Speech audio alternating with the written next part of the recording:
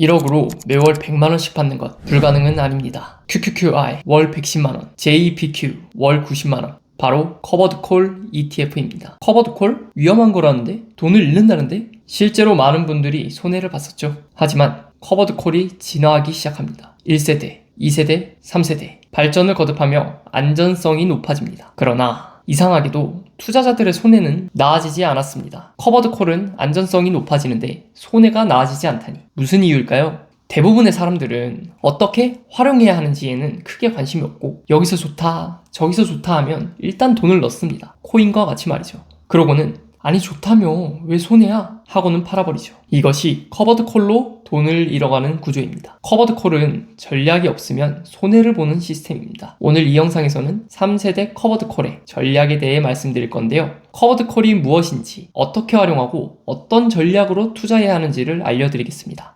커버드콜이 뭐예요? 커버드콜 ETF. ETF는 여러 주식 종목을 포함하는 상품이잖아요. ETF 내에 주식들이 올라가면 ETF 가격도 올라갑니다. 그런데 커버드콜 ETF에는 옵션이라는 것이 있어요. 콜 옵션이라는 것을 다른 사람에게 팔아 이득을 봅니다. 그리고 그 사람에게 옵션 프리미엄이라는 것을 얻습니다. 쉽게 설명드려 보겠습니다. 한 주식의 주가가 1,000원이에요. ETF에서 자 이거 1,100원에 살 사람 구합니다 하고 콜 옵션이라는 것을 내놓습니다. 근데 어떤 사람이 제가 살게요 했어요. 이때 프리미엄을 ETF에게 줍니다. 예를 들어 20원. 이 옵션을 사는 사람은 만기 때까지 선택권이 있어요. 계약을 확정시키느냐, 계약을 소멸시키느냐. 그런데 주가가 900원이 되었어요. 지금 주가가 900원인데 1,100원의 계약을 확정시킬까요? 아니겠죠? 1,100원이 되면요. 현재 주가랑 같은 가격이에요. 이 주식이 오를 것 같으면 확정시키고 아니면 소멸시킬 겁니다. 1,200원이 되면 아싸 지금 1,200원인데 1,100원에 살 수 있네? 하면서 확정시킬 겁니다. 옵션을 산 사람은 프리미엄 가격 20원을 제외한 80원의 이득을 보고 주식을 가져갑니다. ETF는 1,000원인 주식을 1,100원에 팔고 프리미엄 20원을 얻었습니다. 총 120원을 벌었죠. 이렇게 수익을 얻은 ETF 커버드콜은 투자자들에게 분배금을 지급합니다. 이게 커버드콜의 기본 구조라고 보시면 됩니다. 재밌죠?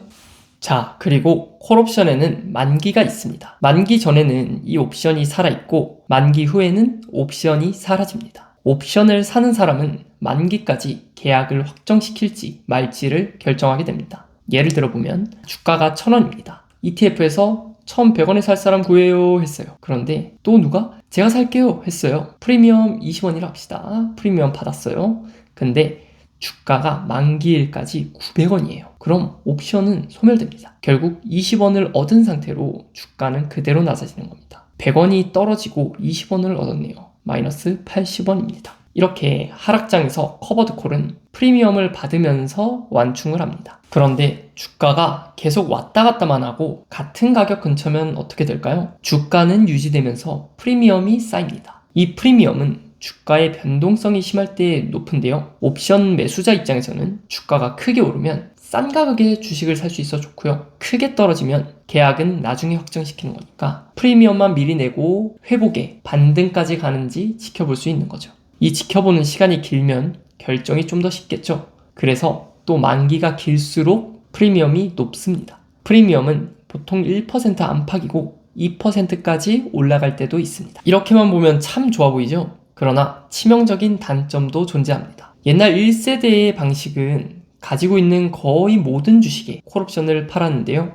파는 가격이 그 당시 주가 근처에서 한 번에 팔았습니다. 예를 들면 지금 주가가 1,000원이면 1,010원 이런 식으로 말이죠. 이렇게 되면 주가가 계속 유지되는 상황에는 프리미엄 수익이 쌓여서 좋은데 상승장이라면 주가가 더 오르든 말든 그냥 지금 가격에 한 번에 팔아버리는 거예요. 그러니까 수익이 적은 거죠. 복리도 없고요. 반대로 하락장이면 주가는 떨어집니다. 프리미엄으로 완충을 한다지만 프리미엄 가격은 하락장에서 적습니다.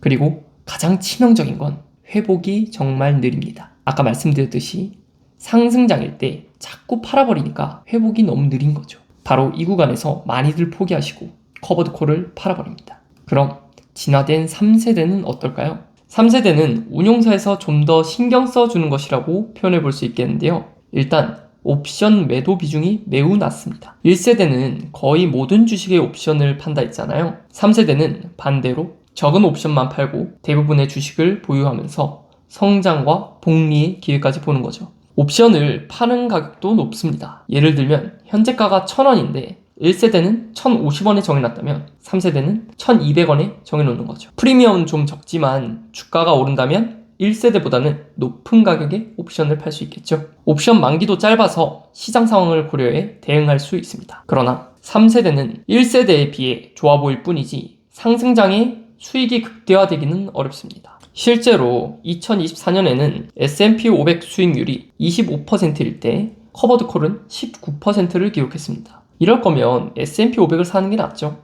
또 팔 가격을 높게 정하다 보니 프리미엄이 적은 점도 있고요. 하락장 이후 주가가 회복하는 시간도 비교적 느립니다. 하락장 이후 회복하는 장에서 S&P 500이 20% 회복할 때 3세대 커버드콜은 11% 회복한 사례가 있습니다. 결국 시간이 길어지면 다들 답답함에 커버드콜을 팔아버립니다. 이렇게 커버드콜이 3세대가 되어도 돈을 잃는 구조가 나옵니다. 그러면 커버드콜을 왜 사는 걸까요? 이 질문에서 어떻게 활용하는지가 시작되는 겁니다. 커버드콜의 장점은 높은 배당금입니다. 분배금이라고도 하죠. 그 의미는 곧 현금 흐름이 좋다는 것입니다. 1억을 가지고 100% 투자한다고 생각해 봅시다. S&P 500은 연 배당률이 1% 조금 넘어요. 보통 분기에 한 번 주는데 월 10만원 정도입니다. 커버드콜은 보통 월마다 주는데요. 보수적으로 분배율 8%로 잡아도 월 66만원이 나와요. 근데 중요한 건 많이 나와서 좋다 라는 게 아닙니다. 현금 나오는 것을 어떻게 쓸 건지를 정해야 합니다. 왜냐하면 아까 말씀드린 대로 상승장 때 수익이 극대화되지도 않고 하락장 이후 회복도 느려요. 월 66만원이 나온다면 이것을 잘 활용해야 커버드콜을 선택할 명분이 되겠죠. 일단 커버드콜을 100% 투자하는 것은 권하지 않습니다. 비효율 100%라고 생각하기 때문입니다. 장기적으로도 손해고요. 그렇다면 비중을 나눠야 하는 것인데 이 비중은 개인 상황에 따라 다릅니다. 만약 현금 흐름이 필요한 상태라면 비중을 좀 높이는 게 좋습니다. 예를 들면 은퇴 이후에 생활비를 월마다 받는 것이 있겠죠. 이런 분들은 비중을 약 50%를 커버드콜, 그리고 나머지 50%를 채권과 같은 안전자산, 배당이 포함된 성장형 ETF를 섞는 것을 추천드립니다. 커버드콜과 채권의 비중으로 하락장에서 무너지지 않는 포트폴리오를 구성할 수 있습니다. 은퇴 이후에는 소득이 많지 않기 때문에 자산을 지키는 게 우선이고요. 그러면서 복리의 기회도 누릴 수 있는 투자가 좋습니다. 반대로 20대와 같이 자산을 증식시켜야 하는 입장에서는 비중을 최소화하는 게 좋습니다. 고점이 막혀있고 회복도 느린 커버드콜에 투자하기에는 기회비용이 너무 아쉬워요. 은퇴를 준비하실 분들이라면 성장형 70%에 채권과 커버드콜로 30%를 채우시면 좋을 것 같습니다. 커버드콜은 현금이 많이 나오니까 성장형 ETF에 재투자하기 위한 현금 흐름을 만들 수도 있으니 이 또한 참고하시고 이 현금이 얼마나 나오는지도 계산을 해보시고 계획에 맞는 비중으로 나누시면 될 것 같아요. 그리고 마지막으로 커버드콜은 세금이 중요한데요. 일반 계좌에서 해외 상장 ETF를 사면 양도 차익세, 또 분배금의 15.4%를 내야 합니다. 양도 차익세는 내가 주식을 사고 팔고 했을 때 이익이 남잖아요. 그 이익의 세금을 말하는 건데요. 기본 250만원까지는 이 세금을 내지 않아도 됩니다. 하지만 초과한다면 그 초과 금액의 22%를 내야 합니다. 국내 상장 ETF라면 분배금만 15.4%. 생각보다 크죠? 그래서 ISA나 IRP, 연금저축 계좌를 사용하는데요. 이 세 가지 계좌 모두 해외 상장 ETF는 못 삽니다. 국내 상장 ETF만 사야 해요. 이 세 가지의 계좌에서는 일반 계좌에서 냈던 배당소득세 15.4%, 또 양도차익세가 없고요. 따로 세금 계산법이 있습니다. 먼저 ISA. ISA는 두 가지 종류가 있어요. 일반형은 200만원, 서민형은 400만원까지 세금이 없는데요. 이 금액을 초과한다면 초과분만 9.9%의 세금을 냅니다. IRP는 1년에 1,800만원 넣을 수가 있는데 모으고 모아서 1억 모았다 치면 커버드콜은 7천만원 밖에 못 넣습니다. IRP는 안전자산 30%를 의무적으로 가지고 있어야 합니다. IRP와 연금저축은 합쳐서 세금 혜택이 900만원입니다. 이 점 참고하시면 되고, 중도해지 없이 연금 수령 시에는 연령별로 3.3%에서 5.5%의 세금을 냅니다. 외에 궁금한 점 있으시면 제 채널에 오시면 ISA와 IRP, 연금저축에 관한 영상이 있거든요. 절세계좌에 대해 자세히 알고 싶으시다면 한번 들리시면 됩니다. 자, 오늘은 커버드콜에 대한 개념과 전략에 대해 얘기해 봤는데요. 높은 배당금의 유혹, 커버드콜은 위험하다 라는 얘기를 바로 잡아드리고 싶어 영상 만들어 봤습니다. 저는 커버드 콜도 잘 활용하면 투자를 더 현명하게 할 수 있다고 생각하는데요. 여러분도 자신의 상황에 맞춰 계획하고 그 계획에 맞춘 현명한 투자를 하시길 바랍니다. 업로드일 기준으로 설이 얼마 남지 않았는데요. 모두 새해 복 많이 받으시고 돈복도 많이 받으시길 바라겠습니다. 저는 다음 영상으로 찾아뵙겠습니다. 감사합니다.